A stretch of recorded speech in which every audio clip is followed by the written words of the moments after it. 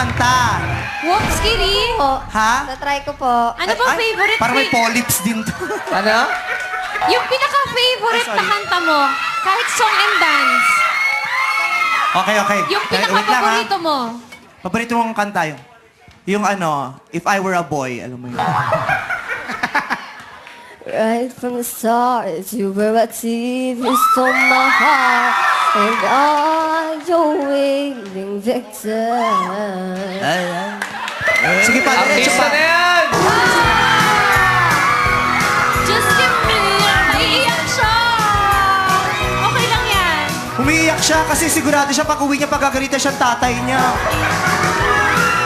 Takot na darating. Nakatakot talaga siya. Ang taas, oh. Ang taas ng takot.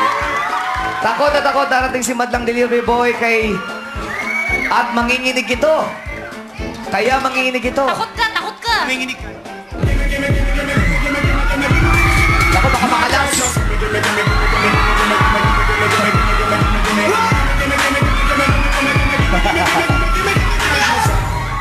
Oh, may ganon.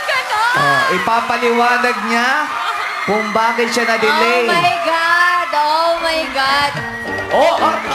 Patingin yung sayo mo, yung sayo ni Vice. Yung sayo ni Vice. Kaya ba yung sayo ni Yung, Vice? yung Whoops, Kitty.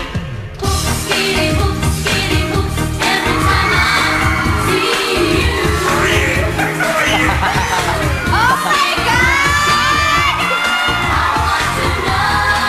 Oh my God! Yung horse dance.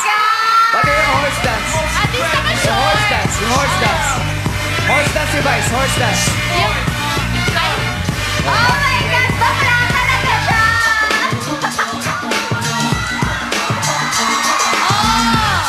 Hola mo. Sandali. May sinasabi si Kim. Ano yung sabi mo, Kim? Bakla talaga siya! Uy, paano mo nalaman? Hindi nga talaga.